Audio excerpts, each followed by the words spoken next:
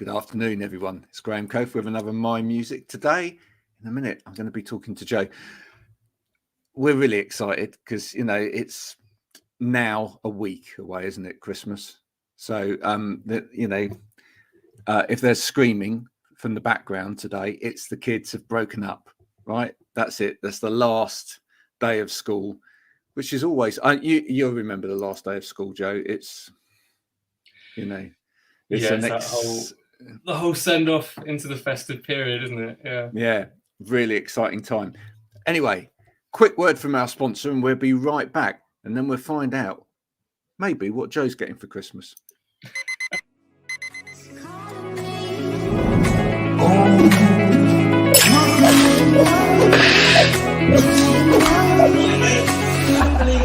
I need to get going, mate. I'll see you later.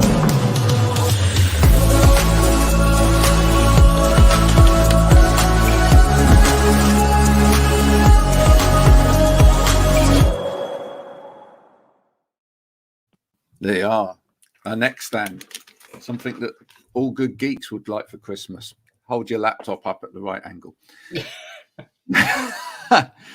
Joe, Collect Call. The name of the.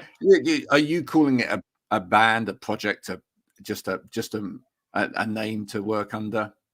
Yeah, I guess it's more in my head, more like a collaborative project. So, right. The play on words, the calling of others to kind of join this kind of the idea of people who don't fit in one particular sort of like clique, the outsiders, basically. That's kind of where I'm trying to, pin it. Yeah. But yeah. So before we start talking about where you started in music, etc., which we're doing in a minute, just to say on the bit of music that you sent me, which is that an EP? Are you calling that an EP or yeah EP. I was surprised. I'm surprised now meeting you because I'd say that you're younger than I thought you were going to be. only because it's very mature. In terms of sound. Okay. And secondly, you start off listening to it and you think, oh, I've got this. I know what this is about. And then by the end I thought, no, I didn't know what that was about. So yeah, it's very definitely, you're very definitely not a one-trick pony. Well, that's good to know, isn't it? Yeah. So we'll hold that. We'll come back to that, Paul. But where did music start for you? When did you first start doing whatever it was? Yeah, that's a good question. I mean, I've kind of been doing music for a long time. I kind of mainly got into music to hang out with people that I thought were cool at school. And then it kind of did it work? Yeah, it did. Yeah. Oh, right, that's okay then. The guy that was in the band at the time couldn't sing. I could kind of carry a tune at the time, and then they were like, "Oh, we'll get Joe in," and and still kind of see some of them to this day. But the music's kind of been for years. It was kind of almost like a hobby for me. Like I didn't study it traditionally, sort of taught or myself on most instruments. But now I work in a recording studio, so it's kind of very much gone from that kind of, taking it from a hobby to, touch wood. That's kind of my livelihood at the moment. So I'm very, very honored to be kind of in that position, really. I love it. I love the fact that you managed to push out a member of a band on the basis that you could sing and that they could. Well, it was mainly it was mainly the other's idea. It wasn't just me. Right. Okay. Don't paint me as the bad guy. No. Okay. It was that it had come to that foregone conclusion anyway. Yeah. Is that what we're saying? And, something along those lines. Yeah. Something along that line. Yeah. So what did that look like when you first started hanging out with these people and making music? Was that in the traditional sense of someone playing a bit of guitar, someone playing drums or whatever, or were you geeking out over keyboards and sequences and how did that look? Yeah, it was very much kind of I mean, this was when we were back at school, so we must have been like 14, 15, something like that. And we were all very much obsessed with like the Beatles, and me and the guitarist especially were kind of, our long-standing obsession with Radiohead kind of started. So we were talking a lot about like all the albums we were listening to and stuff. So it was mainly kind of guitar bands. And there were two brothers in the band, and they were obsessed with the Chili Peppers. So that was another thing. We did a lot of like covers, basically. It was kind of like, we met at we used to do this after school club called Starfish Youth Music, kind of from where we are. We grew up in Lewes, like down the road from where I am now. And we just did loads of covers, a couple of originals.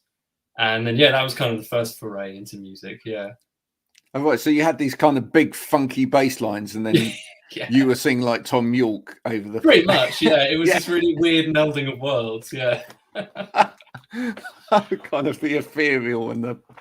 And I mean, it's essentially what, Atoms for Peace was. Eventually Flea and Tom York got together, so maybe I could have, I could have been the precursor to that, but it's best not to think about. He probably turned up at a pub one night, heard you, and thought, "That's it." They're onto something. Yeah.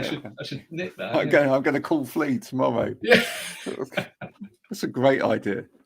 Yeah, just keep that in your head. That actually, that's what you managed to achieve. I'm gonna tell everyone that. Yeah, that's a story. So covers, and when did you then start making your own music? When did you decide, look, actually, there's a tune in me here? Yeah, I mean, near the end of that band, when we were sort of finishing school, going off to college and stuff, and some members were leaving, I started writing my own stuff, and then kind of all the way through college and university, I fronted different kind of bands. Like the last band I was in before Collect Call was more of initially it was like a 3-piece garage psych rock kind of psychedelic group, and we did an album together, and that was really fun, but it was never really kind of my thing. I just did it because it's a long old story, but the long and the short of it is that I wanted to continue playing music, but couldn't really do what I wanted to for various reasons. But then when I found myself in a position of, I'm getting really bored of this, I just want to do something that's a bit more me, I started Collect Call, the first iteration of it, which was like a 3-piece. And it was myself and 2 others. And then, of course, the dreaded C word, COVID. That is not any other C word. COVID happened. There we go. And copacetic. Yeah. There's a great C word.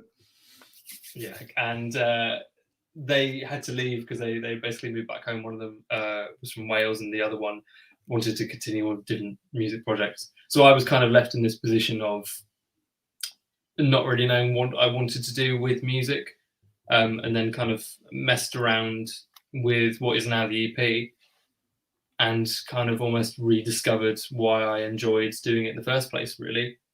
So that's a very long-winded answer to your question, and I've kind of forgotten what the question was, so I apologize about that. No, it's fine. So what was it that you really do enjoy about music then?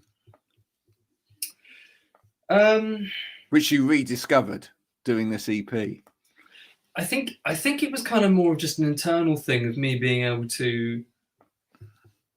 I felt like I was in the lyrical content of my music. I think I was kind of trying to hide from a lot of issues I didn't want to really discuss or talk about. But then I kind of felt that because of what was happening in the world and COVID and everything, there wasn't really much point in hanging on to stuff anymore. So I just kind of thought, screw this. I'm going to write exactly what I'm thinking. And it just felt like a much more liberating kind of process. Well, it's really interesting. It's really interesting you say that, because that narrative actually speaks through to most people.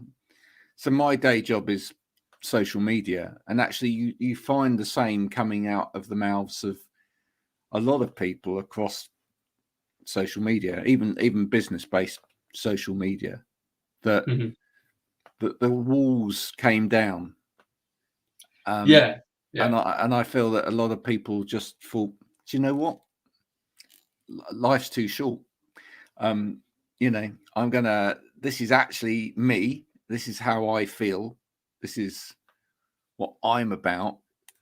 I'm not gonna try and hide behind corporate babble anymore, or what other people assume that I should be saying or doing. I'm going to be me. I'm going to be quite authentic.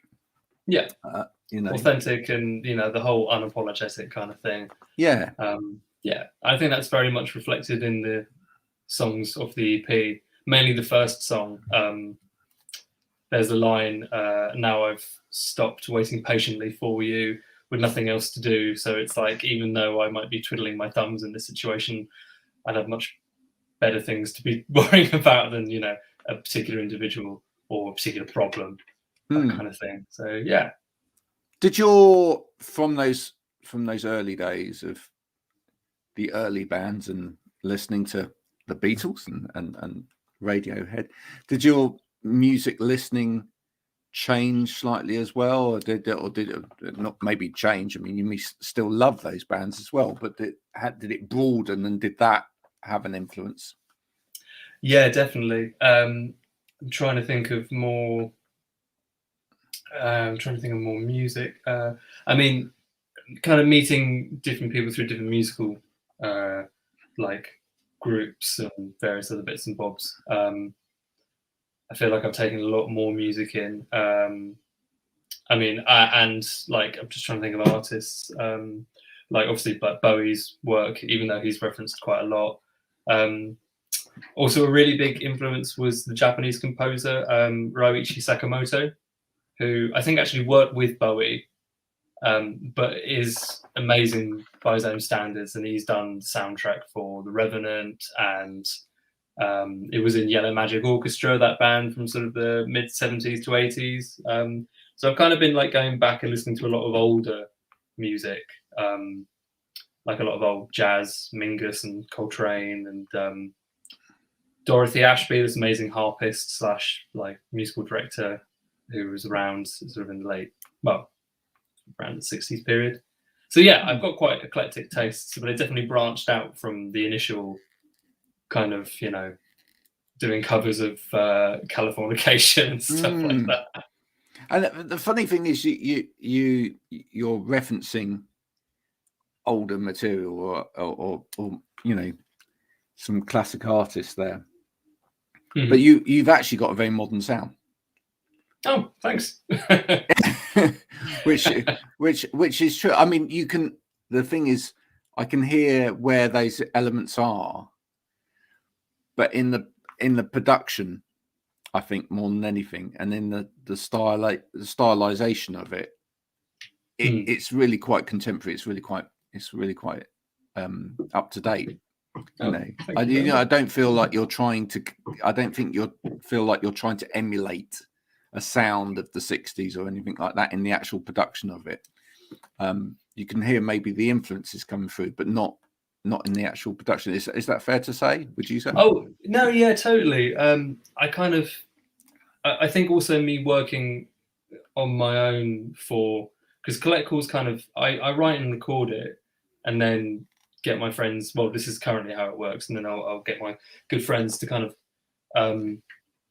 help me perform it live. And I don't know, I think there's a more concise, obviously there's a more concise thing because it's just me. It's just, yeah, I mean, you know, hopefully speaking anyway. But yeah, I kind of wanted to blend these two worlds of sort of organic sounds, like, you know, the acoustic guitars and pianos that you hear on the EP, and this weird kind of these weird electronic elements and drums and synths and stuff, but creating their own space where they both make sense.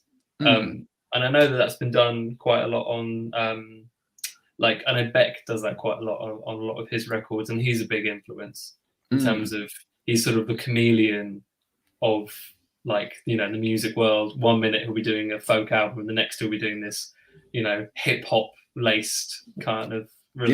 Yeah, I'd say that's that I think for anyone trying to get a reference point, that's a very good reference point for you. And that's what I was saying, going back to what I heard when you sent the music over. Because, you know, to begin with, I'm like, this first song, I'm thinking he's like a really cool James Blake, you know.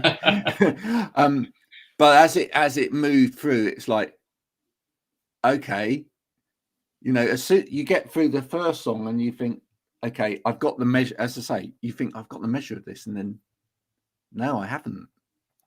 And you've gone off on a tangent. I think you'll be a really, really great albums artist.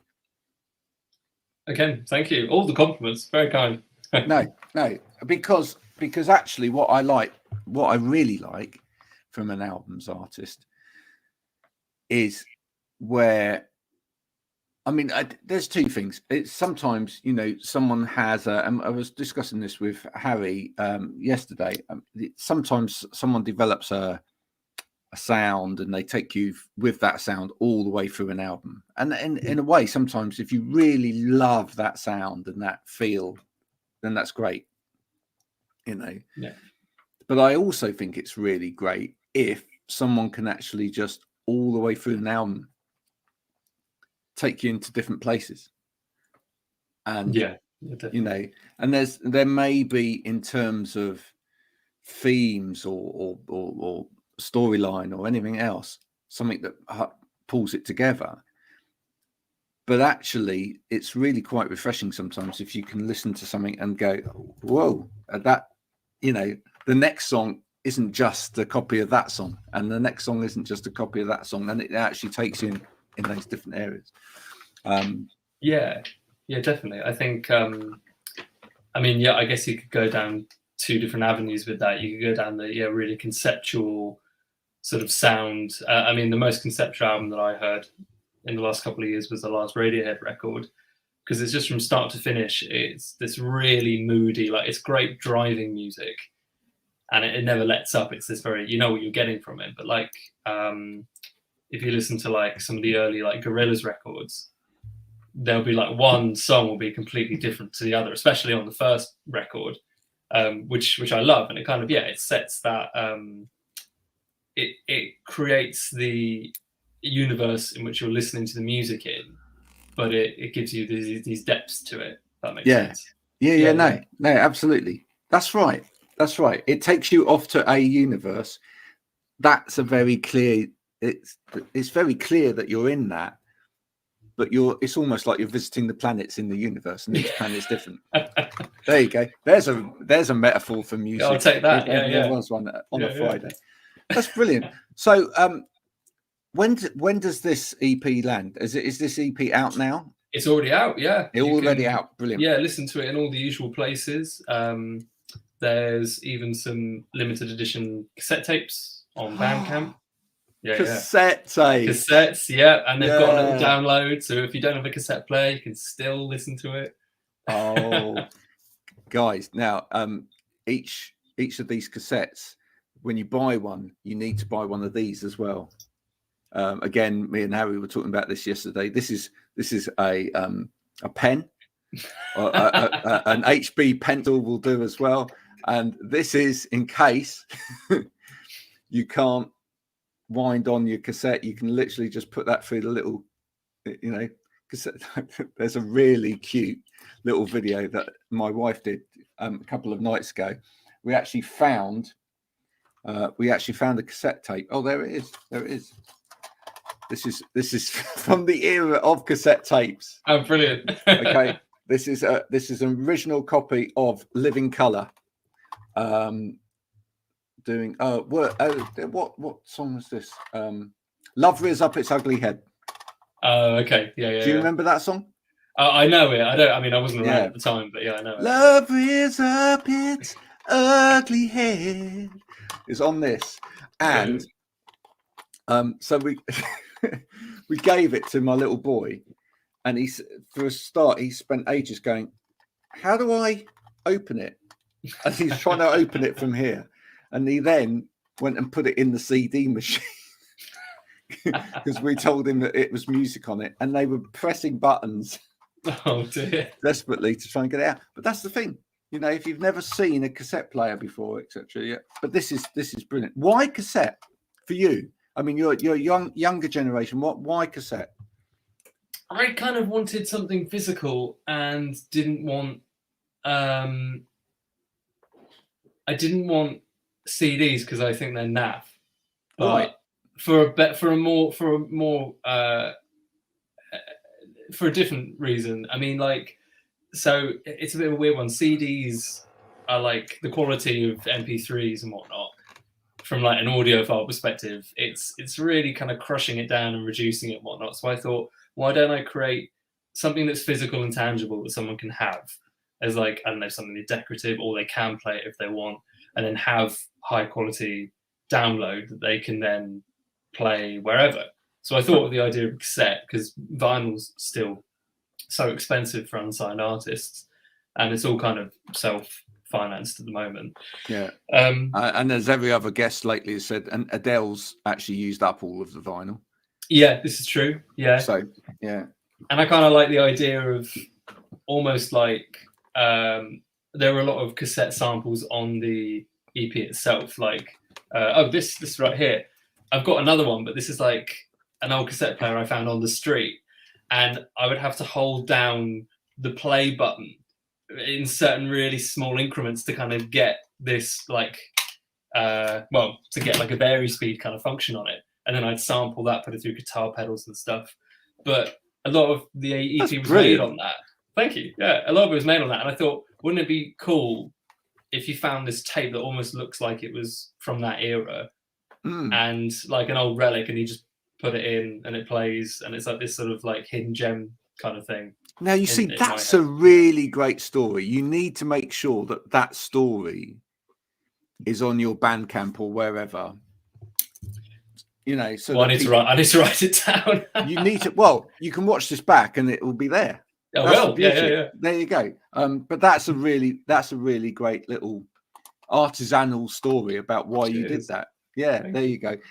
Also, the other thing I would say about a cassette tape, which is the other reason you did it, and although you didn't realise it, is that with a cassette, unlike a CD, unlike Spotify or all streaming services or whatever, even more so than vinyl, right? The one thing that was always there with a cassette is that once you start, you can't stop. Yeah. You've just got to you've got to go through it. You know, I mean, there was that fast forward, rewind, but everyone knew that if you did that too much to a cassette tape, it would break. Absolutely. Right. So back in the day when we had these things, you know, once it went in the cassette player, you listened to the whole thing. And that's a really great thing. And that's important, right? How important is it? How important is it for you that, you know, making music in this kind of generation where it's so easy just to go, not even through a whole song, but like 30 seconds of a song, go, yeah, I've had enough of that now, on to the next one, that actually people give the time over? Well, wasn't it she's already been mentioned, but wasn't it Adele who managed to convince Spotify to remove the shuffle button on like the homepage for albums, because they should be, and I do agree with her. I mean, albums and, you know, EPs, they are concepts, and an artist has worked 9 times out of 10 at least, they've worked really hard to create, as we said, this environment that you're trying to take the listener to, this experience. And I've always believed it's really important to have a message like that within music, and to kind of immerse yourself in it. It is really difficult though, because obviously to try and create a fan base in the modern era, and to try and sort of, you know, crack the market or whatever they're saying, you know, whatever those people are saying, you need to have something that's like commercially viable. Yeah. But surely it's that battle. I was talking to someone about this last night, but it's that battle of like artistic integrity versus commercial validity or viability, you know, whatever you'd call it. And I think you can get, it's really easy for musicians to get inside their own head about it. And it can really affect the creative process. And I think that's one thing that I've learned in all the years of making music, is to sort of let go from that. Like, for example, the first song on the EP, it was just a little idea I had. It was floating about for 6 months, just the keys loop. And then we were in the studio and we just recorded it in about an hour. And I was like, right, that's it, done, I'm not touching it. And then I did the vocals the next day, and then that was it. Yeah. You know, I think it's really important. I think it's really important that when people listen to music, and if anyone's out there and afterwards you go and listen to Joe's music and you like it, please do this, because it's what makes it special. Go and tell Joe what little bit of the music you really liked, right? Be really geeky about it, because in a way, I don't think there's anything better for a musician when someone's gone, and you know this bit here where you do this, because to me that means they've bothered. You know, they've actually bothered to listen to that bit, you know. Yeah, and they might be wrong about it as well. They might say, "Oh, you know where you put that triangle in there," and you say, "It's not a triangle. It's not a triangle," but it doesn't matter. Actually, I think you'll find that. Yeah. Yeah, actually, it's. But the thing is, do you know what I'm saying? I don't think it matters. Yeah. I think when people actually stop and give you respect for what you've done and actually mention specific little moments or specific words in a song or whatever, that's a really big deal for a musician. A really big deal. Yeah, because it actually means, oh, you've actually bothered to engage with this, and it's obviously affected you, and that's what you want to achieve, isn't it? That's what you want to be there for. It's going back all those days when you first started and you were, you know, listening to, I don't know, Karma Police or whatever. There are going to be people listening just like, oh yeah, he did, didn't he?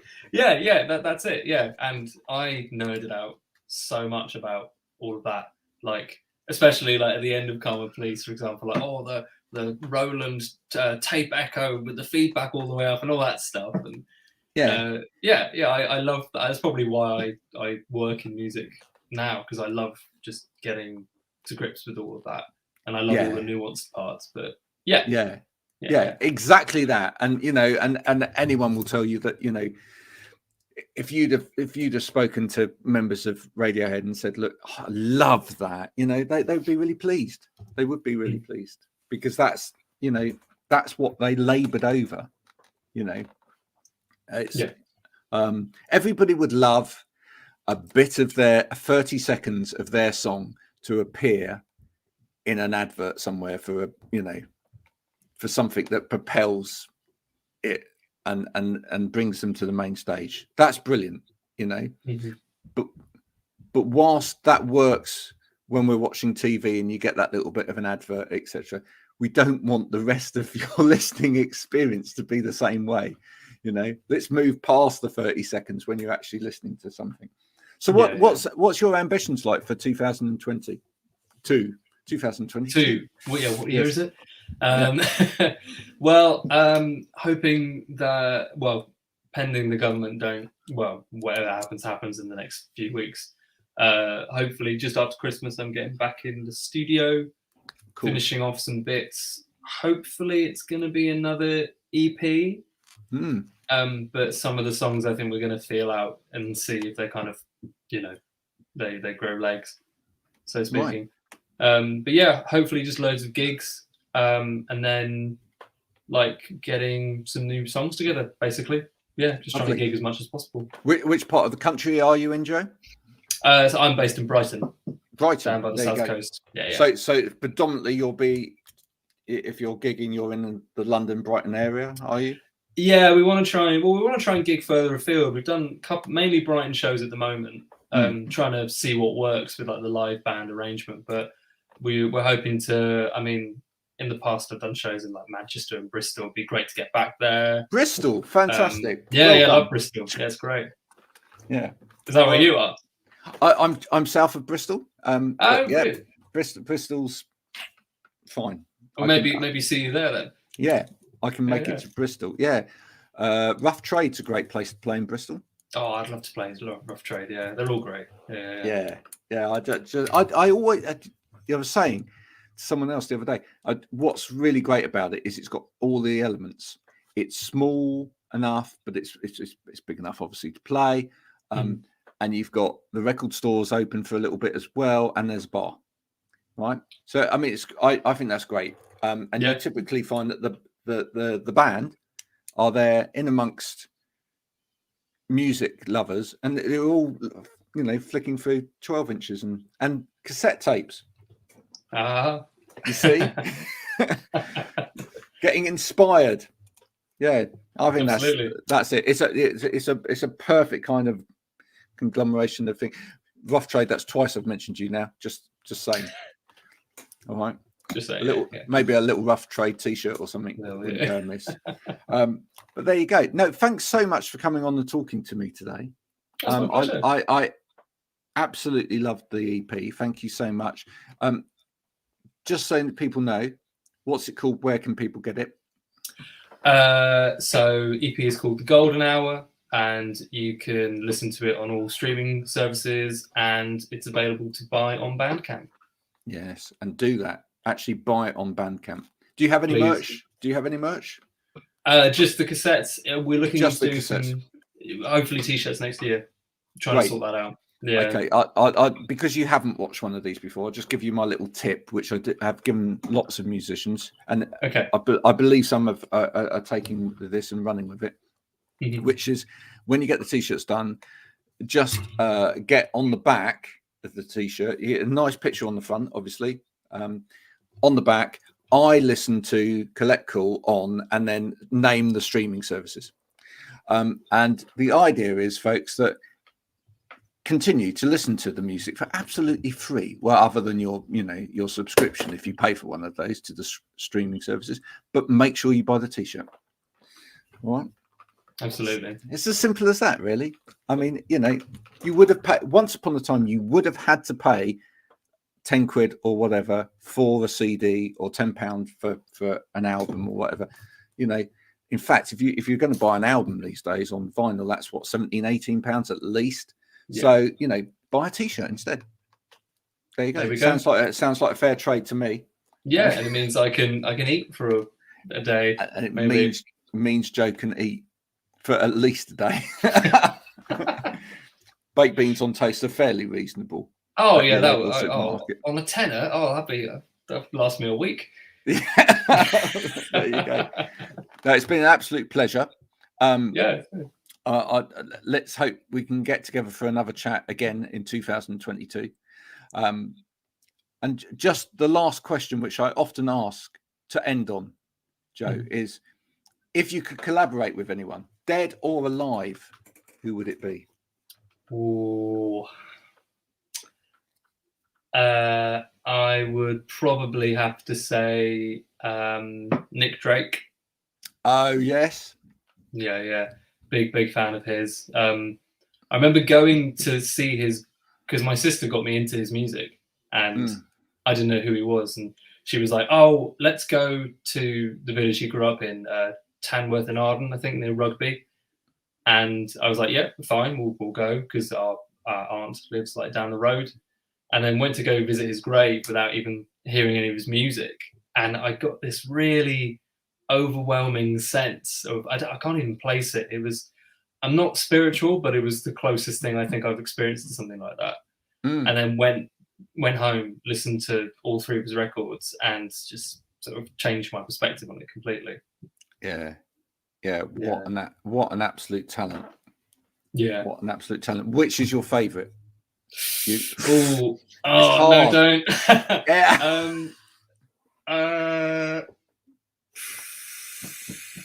Pink Moon. Yeah. Do you know what? That's what most people say. Yeah. It's really between that or hard. Later, I think it's really hard. Yeah. It is really hard, but Pink Moon so far in the stakes have come out top.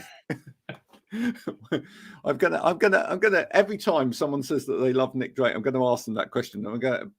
One day I'm going to, do a big bar graph or something. Do a big bar graph and go, yeah.